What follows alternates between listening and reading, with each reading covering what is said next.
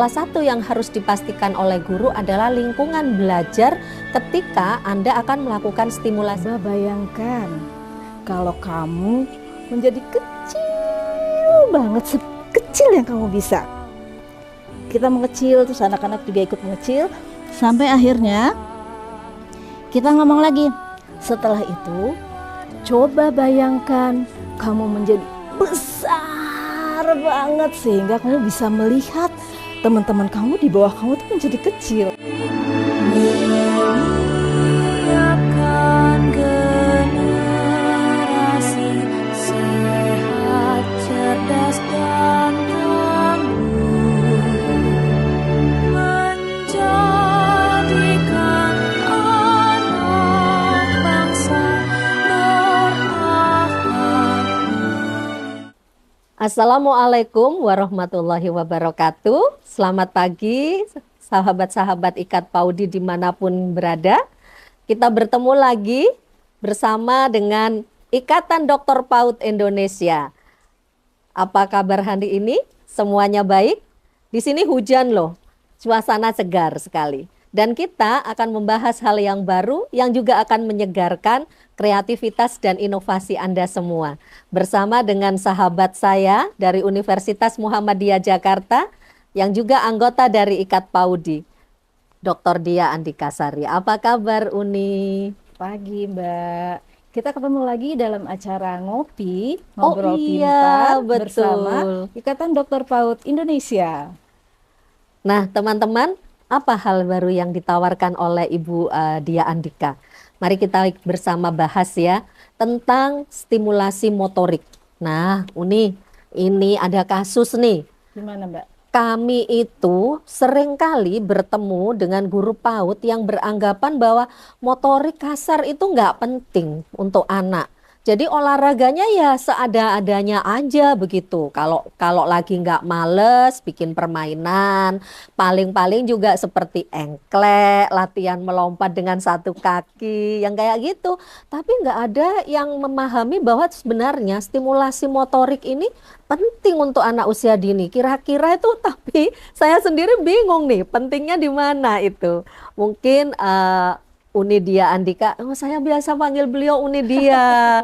Uni Dia Andika bisa menjelaskan kepada kami semua. Iya, makasih ya Mbak Diah ya.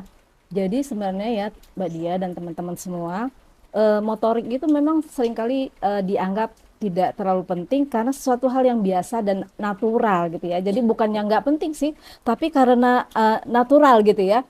Nah, untuk itu sebenarnya guru-guru perlu dibekali dengan pengetahuan gimana sih sebenarnya untuk menstimulasi perkembangan motorik anak usia dini. Oh gitu ya Uni ya. Kalau aku Uni ya pernah ngalami tuh kayak gini. Anak itu saya peragakan ya. Jadi ini ada anak nih usia 3 tahun Uni ya. Terus anak ini mau diajak bergerak. Diajak bergerak. Ayo langkahkan 2 kaki ke kanan. Anaknya cuma dia melongo gini nih. Nah kan aku terus merasa anak ini pertama nggak kenal dengan suara atau bagaimana dengan kata, dengan bahasa yang disampaikan guru atau bagaimana begitu. Oke, baik sebelum kita masuk ke masalah stimulasi perkembangan motorik anak, sebenarnya kita harus memahami dulu apa sih urgensinya menstimulasi perkembangan motorik anak gitu ya Mbak ya. Karena sebenarnya motorik itu kan adalah pondasi untuk perkembangan anak selanjutnya sesuai Iya. dengan banyak pendapat. Mulai dari pendapat yang bukan berhubungan dengan dunia pendidikan aja misalnya ya, kayak Maslow. Maslow itu kan selalu bilang kebutuhan dasar pertama itu adalah fisik. Nah, fisik itu apa? Makanan, Iya, pertumbuhan. Nah, iya, kalau untuk anak usia dini sebenarnya itu ada kebutuhan dasarnya untuk iya. tumbuh dulu. Kalau anak Oke, udah sehat, insya Allah dia itu bisa berkembang dengan lebih baik baik. sesuai dengan tahapannya. Nah, setelah itu baru kita stimulasi sesuai dengan usia dan perkembangan anak itu, anak kita gitu ya. Oh begitu. Jadi teman-teman ternyata kita itu perlu loh melatih anak. Kalau perlu setiap hari itu ada kegiatan bermain gerak ya Uni ya. Betul. Bermain gerak itu mestinya yang menjadi dasar kita. Bukan berolahraga saja, tetapi bermainnya juga ada pentingnya untuk anak. Lah, kita melihat lagi nanti lebih jauh ya Uni, bagaimana sebenarnya bermain. Mungkin nanti bisa dicontohkan Uni. Iya. Kalau saya sendiri, saya merasa bahwa saya pernah membaca tentang teori perseptual motor. Anak-anak itu mempersepsikan gerak sebagai pengembangan kosakata mereka. Nah, hal ini kadang-kadang dianggapnya mungkin tidak terlalu berhubungan. Tapi Ibu Dia Andika ini pernah punya satu video YouTube. Nanti boleh deh kita lihat ya. Nanti mungkin Bu Dia bersedia menuliskan di komen link YouTube-nya. Tapi itu sangat menarik. Jadi di sana itu ada istilah peta umpet, misalnya begitu. Ada istilah mengecil. Coba badannya dibuat semengecil mungkin. Mungkin kalau untuk orang yang berbahasa Indonesia sehari-harinya tidak masalah Uni, dia bisa paham.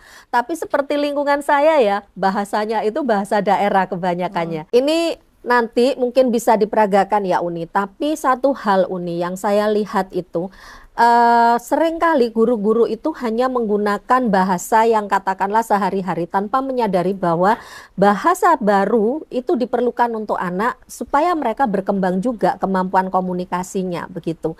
Jadi misalnya hal-hal yang katakanlah tidak sering kita gunakan. Seperti yang saya lihat peta umpet kalau di daerah saya bakalan orang nggak ngerti. Tapi kalau bilangnya itu singiden-singidenan atau main bahasa Indonesianya mungkin sembunyi-sembunyian. Mungkin orang tua ataupun guru ataupun anak sendiri itu paham. Tapi kalau peta umpet mereka mungkin nggak paham loh nih. Tapi mungkin kalau untuk yang biasa berbahasa Indonesia hal itu bukan menjadi hal yang baru. Nah, kita akan berbicara nanti lebih jauh bagaimana stimulasi gerak itu mempengaruhi perkembangan kosakata anak juga dengan cara mempersepsikan motoriknya, perkembangan motoriknya. Kita nanti kembali lagi ya nih setelah ini ya nih. Oke, terima kasih. Teman-teman, di studio ini kami cuma tidak hanya kami berdua loh. Ada juga audiens yang datang jauh-jauh ini. Ada yang datang dari Kerawang. Hai Bunda Leli. Dari Ada Padang. juga dari Padang ya Uni ya. Uni Neni.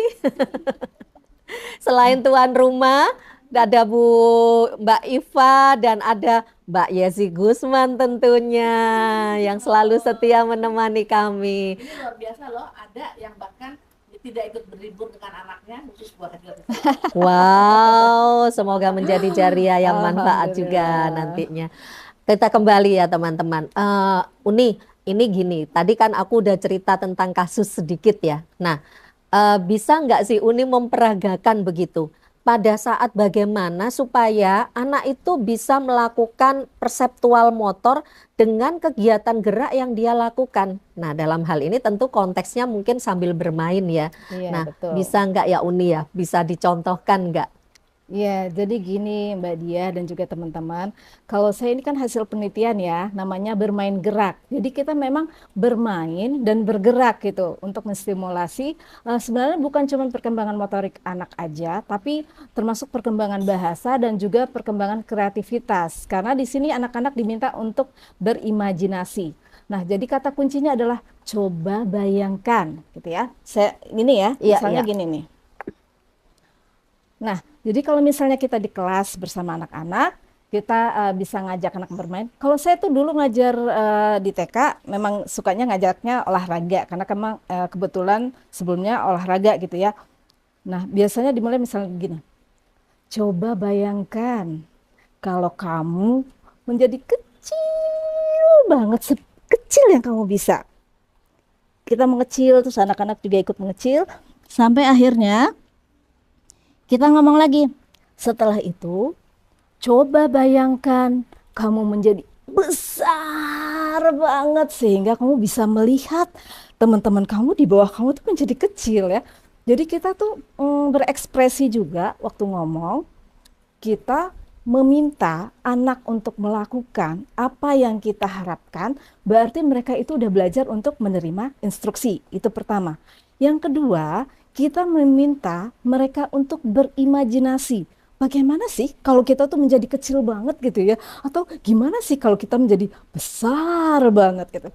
Nah, setelah itu kadang-kadang kita juga minta anak untuk melakukan hal yang mereka lihat sehari-hari. Misalnya, siapa yang suka main ke pantai? Oh, saya Bu gitu ya. Oke, sekarang di pantai kamu melihat apa? Ombak. Dia bilang, gimana sih kalau ombak itu bergerak? Saya contohin nih, kalau ombak itu bergerak, jadi kalau kita ngajak anak bermain gerak, kita tuh nggak peduli ya baju kita mau berantakan atau nantinya seperti apa, kita bisa aja guling gitu ya seperti ini, terus muter gitu ya. Nah, ini adalah ombak buat anak-anak. Terus, jadi, nah itu adalah satu contoh ombak. Cucu saya 2 tahun, sekarang dia sudah bisa melakukan berbagai macam postur untuk meniru binatang. Misalnya, Sakel, gimana sih kalau kodok melompat? Dalam bayangan saya kan kodok melompat ya, gitu ya, biasanya gitu. Tapi ternyata Sakel itu, no, kodok. Wah, saya susah dong niruinnya gitu ya. Terus kadang-kadang dia bilang, ini juga kodok. Dia bilang, begini. Wah, saya langsung, Nenda susah Sakel niruinnya. Tapi ternyata anak-anak punya imajinasi yang lebih dari yang kita bayangkan. Jadi bermain gerak itu benar-benar membuat anak fun, happy gitu ya. Makanya kalau di sekolah saya dulu, guru-guru tuh nggak pernah pakai baju yang rok gitu, nggak. Karena saya lebih banyak bermain bersama anak. Jadi otomatis seragamnya itu casual banget gitu ya, sporty. Baju kaos, terus celana, udah deh kita seharian main, kejar-kejaran sama anak. Seru banget. Capek ya? Wow, itu perlu lutut yang kuat dan kaki yang cukup hebat untuk menyandarkan badan kita ketika kita misalnya menirukan gerakan si Sakel tadi ya, Uni ya. Betul. Wow. Jadi artinya bukan cuman kita yang menjaga kesehatan kita, tapi kita juga mengajak anak untuk menjaga kesehatannya. Betul Sebenarnya sekali. mereka juga menstimulasi kita, hayo Nenda, cepet-cepet ya olahraga biar tetap sehat. Jadi kita bisa main bareng. Karena kalau misalnya kita sendiri nggak sehat, kita akan sulit untuk mengajak anak bermain, apalagi bermain gerak yang bermacam-macam. Iya. Nah, teman-teman, dari banyak tadi yang udah disampaikan dengan contoh oleh Ibu Dia Andika, kita bisa melihat bahwa sebenarnya ada banyak kata-kata baru yang bisa disampaikan. Dan ini memperkaya imajinasi anak. Pertama memang kita akan mengajak mereka untuk berimajinasi kan, begitu kan ya Uni ya. Jadi membayangkan, coba bayangkan. Nah, jadi ketika kita membayangkan, kita mikirnya ya seperti mungkin yang diajarkan dulu oleh guru-guru kita. Tapi ternyata Uni dia belajar dari cucunya, ada gerakan baru yang mereka imajinasikan dari kata kodok. Ya, begitu. Uni silakan dulu dicicipi teh hangatnya. Ini kurma. Nyobain Sakel tadi cukup lumayan gitu ya. Sih. Makanya ini juga kurma organik loh Uni, khusus ditanam secara organik. Boleh dicicipi juga. Mbak, minum. Oke, thank you. Yuk Uni, terima kasih ya udah dicicipin kurmaku ya. Iya, keren banget rasanya, mantap. Oke, cocok banget kan dengan teh ya. Iya. Baik teman-teman, kita kembali lagi. Ini kita beri kesempatan nih pada audiens yang ada di sini. Ada yang mau bertanya nggak ya? Silakan. Izin kebetulan, Uni dia, Iya, Bulan kan pernah mengajar TK. Nah, yang pengalaman tadi sudah disampaikan oleh Uni, itu pernah boleh dialami salah satu dari siswa, Bu Guru aku nggak mau, aku takut. Nah, bagaimana jalan keluarnya? Oke, baik. Jadi Uni, Bunda Leli ini pernah mengalami kasus ketika berhadapan dengan anak yang ternyata takut bergerak. Betul. Nah, seperti apa Uni kira-kira tip and tricksnya untuk guru? Iya, makasih ya Bun dia. Jadi sebenarnya kasus itu banyak Bun.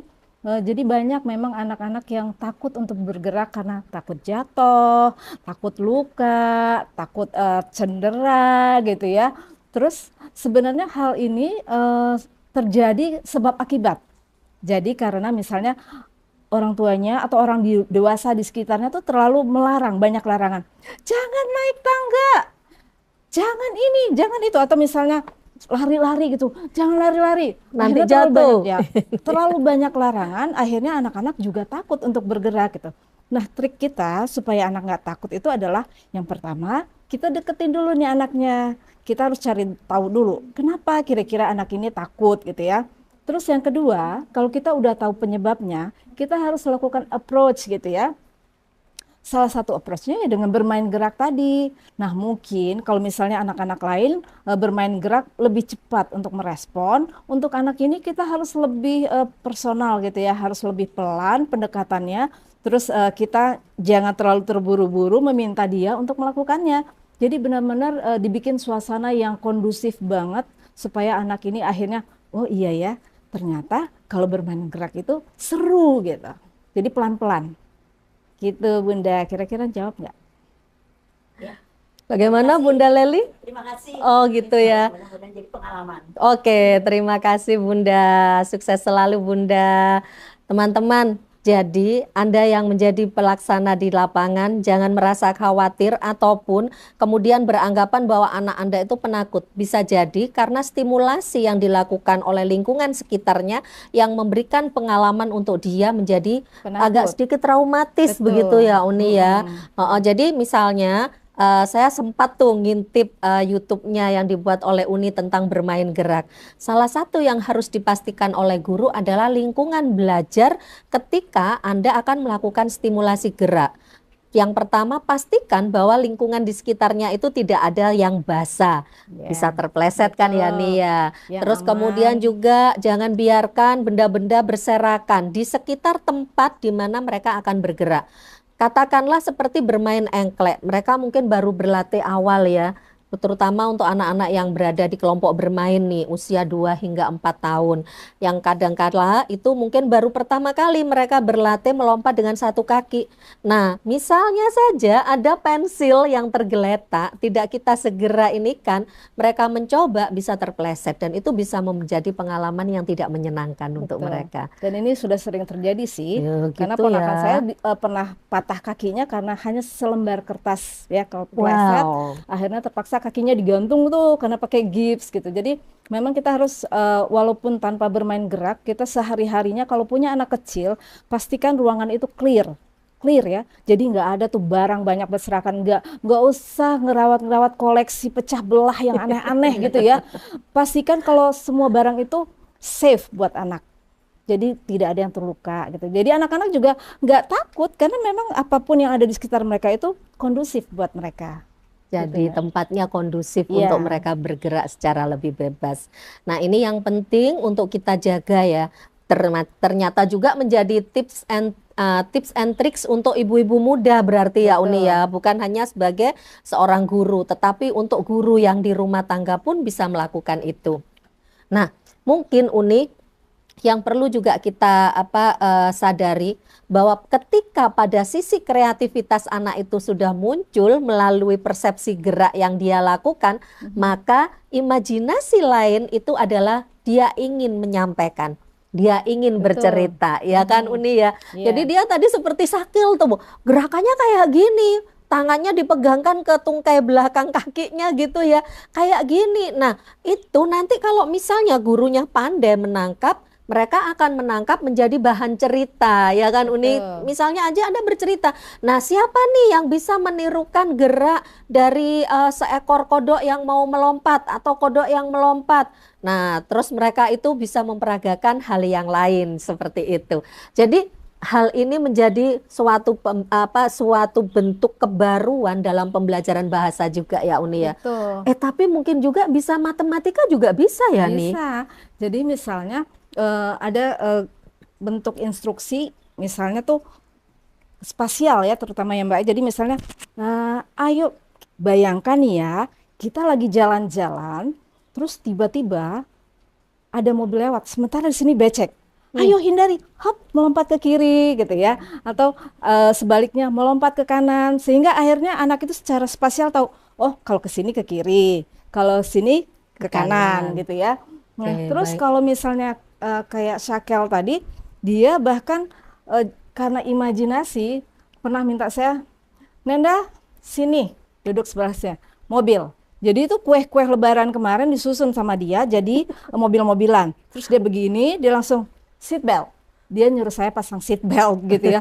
Jadi akhirnya karena instruksi-instruksi gerak yang kita minta untuk anak melakukan, mereka akhirnya imajinasinya juga banyak gitu. Iya. Yang kadang-kadang membuat saya, oh kok bisa ya? Dan yang tidak Masih 2 disadari tahun. ya, Iya. dan tidak disadari itu STEM banget kan, Iya. STEM banget. Ketika dia menyuruh seseorang di sebelahnya menggunakan seat belt, teman-teman, itu salah satu bentuk rekayasa loh.